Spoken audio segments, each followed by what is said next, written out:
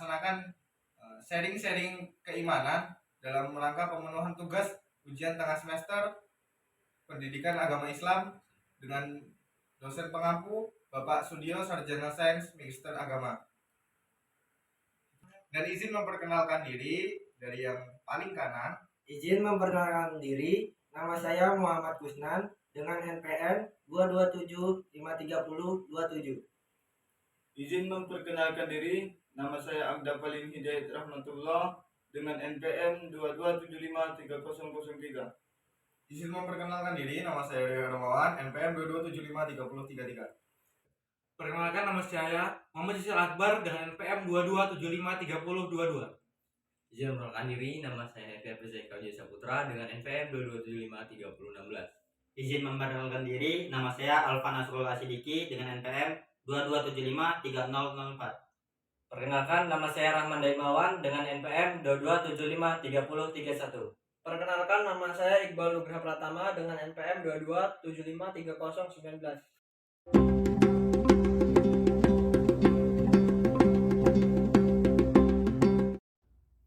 Guys, di TikTok ini unik ya, apa-apa tuh dikaitin sama ke agama Islam. Konten kreator buat video TikTok syahadat aja gitu udah, ayo login. Kira-kira kalau misalnya ada orang syahadat non muslim syahadat gitu, apa langsung otomatis Islam atau gimana sih itu? Kira-kira ada yang tahu nggak sih? Menurut saya sih ya, syahadat itu bukan sekedar kata-kata kalimat yang diucapkan, tetapi juga memerlukan pemahaman yang mendalam tentang syahadat itu sendiri. Usahakan untuk mempelajari dan memahami arti syahadat itu sendiri dalam diri kita masing-masing. Dan diamalkan ajaran di dalam Islam dengan ikhlas. Syahadatain juga sumpah iman yang mengikat untuk diri kita. Oleh karena itu, setelah mengucapkan syahadat, pentingnya untuk mengamalkan ajaran Islam itu sendiri. Jadi kesimpulannya, syahadat itu bukan sekedar kata yang kita ucapkan, tetapi kita harus mendalami apa itu syahadat sendiri, seperti mendalami ajaran Islam dan yang lain-lain. Gue ada pertanyaan nih berkaitan tentang keimanan. Iman kan artinya percaya. Nah, umat muslim kan kita kan dipercaya umat muslim kan Al-Quran dan udah diturunkan ribu tahun yang lalu. Nah, kira-kira masih asing nggak sih Al-Quran dan kenapa Al-Quran dibubuhkan? Kira-kira ada yang tahu nggak? Ini ya, gue bukan so tahu, tapi ini sharing-sharing aja. Yang sepengetahuan gue jawab dulu yang pertama kali itu pertanyaan yang kapan Al-Quran itu dibukukan. Jadi pada masa Khalifah Utsman bin Affan dulu terjadilah perang besar. Saya lupa perangnya apa, tapi pada saat itu hafiz-hafiz Quran itu banyak yang terbunuh. Maka dari itu untuk memelihara agar ayat-ayat dan firman Allah itu tetap terus menurun, maka dibukukanlah ayat-ayat tersebut menjadi satu mushaf, yaitu Al-Quran. Dan apakah itu masih murni? Tentu masih murni, bahkan itu pun dijamin oleh Allah sendiri pada surat Al-Hijr ayat 9 yang artinya sesungguhnya kamilah yang menurunkan Al-Quran dan pasti kami pula yang memeliharanya. Maka dari itu kita udah gak perlu ragu, karena di Al-Quran sendiri itu sudah Allah sudah berfirman di hal itu, jadi kita nggak perlu ragu lagi tentang keaslian Al-Quran. Nah, menurut kalian ini dengan yang telah dijelaskan oleh Rio tadi, apa sih ciri dari seorang yang beriman? Menurut saya, keimanan yang kokoh ialah yang pertama, keyakinan yang bulat, yaitu kita harus yakin bahwa iman itu adalah terpancar dalam diri kita dan akan kita amalkan di kehidupan sehari-hari. Yang kedua adalah ketaatan kepada Allah. Bagaimana iman kita akan bisa baik di hadapan Allah, yaitu dengan ketaatan kepada Allah, dengan kita bersolawat, bersolat dan bersyahadat kepada Allah. Lalu yang ketiga adalah kehidupan moral yang baik. Bagaimana kita harus memiliki sikap sopan santun kepada sesama, baik kepada Allah maupun kepada umat manusia. Lalu yang selanjutnya adalah kesabaran dan rasa syukur.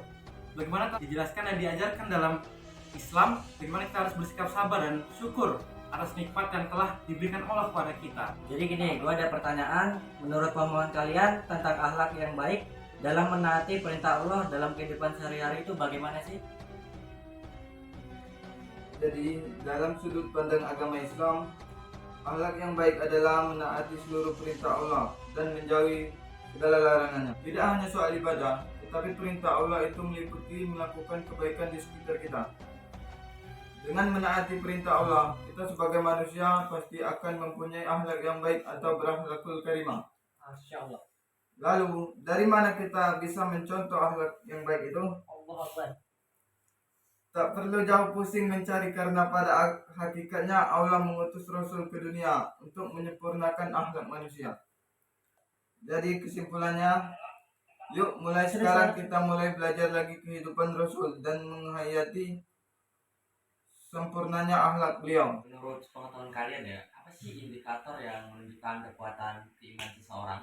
Menurut saya, tanda keimanan adalah indikator yang menunjukkan tingkat kekuatan keimanan seseorang. Tanda-tanda keimanan ini mencerminkan hubungan individu dengan Allah Subhanahu wa Ta'ala dan bagaimana iman mempengaruhi sikap, perilaku, dan pandangan hidup mereka. Beberapa tanda keimanan meliputi ketaatan dalam ibadah, etika dan moral yang baik, ketekunan dalam menghadapi cobaan, kasih sayang dan empati, serta rasa syukur yang tulus. Untuk menjadi orang yang beriman, penting untuk meningkatkan pengetahuan agama, beribadah dengan konsisten, menjaga hubungan yang baik dengan Allah Subhanahu wa Ta'ala, mempraktikkan nilai-nilai agama dalam kehidupan sehari-hari, berbuat kebaikan, dan menjaga lingkungan yang positif. Dengan mengembangkan tanda-tanda keimanan, seseorang dapat memperkuat iman mereka, mendekati diri kepada Allah Subhanahu wa Ta'ala. Sebelumnya kita kan sering mendengar apa itu takwa. Jadi sebenarnya apa sih hakikat dan takwa itu sendiri? Adapun ya, sepengetahuan saya, hakikat itu berasal dari bahasa Arab, yaitu hakiki. Sedangkan takwa sendiri ialah menjalankan segala perintahnya dan menjauhi segala larangannya. Salah satu cara untuk mencapai hakikat takwa adalah dengan meningkatkan kesadaran diri sendiri. Ya contohnya kalau semisal kayak kita lagi azan, kita langsung sholat, jangan ditunda-tunda. Kemudian seiring dengan itu, hakikat takwa juga melibatkan usaha untuk menginternalisasi nilai-nilai agama dalam perilaku kita sehari-hari. Selain itu, kita harus senantiasa meningkatkan kualitas ibadah kita seperti sholat, puasa, zakat, haji jika mampu, dan berbagi amalan kebajikan. Berbagi juga kita kan nggak harus melulu berbagi yang besar ya. Tidak harus melulu uang, karena kita bisa berbagi tenaga, pikiran, dan masih banyak lagi. Hakikat takwa juga meliput upaya untuk merawat hubungan kita dengan Allah dan sesama manusia. Terakhir, hakikat takwa juga melibatkan upaya untuk memahami tujuan hidup kita yang sebenarnya.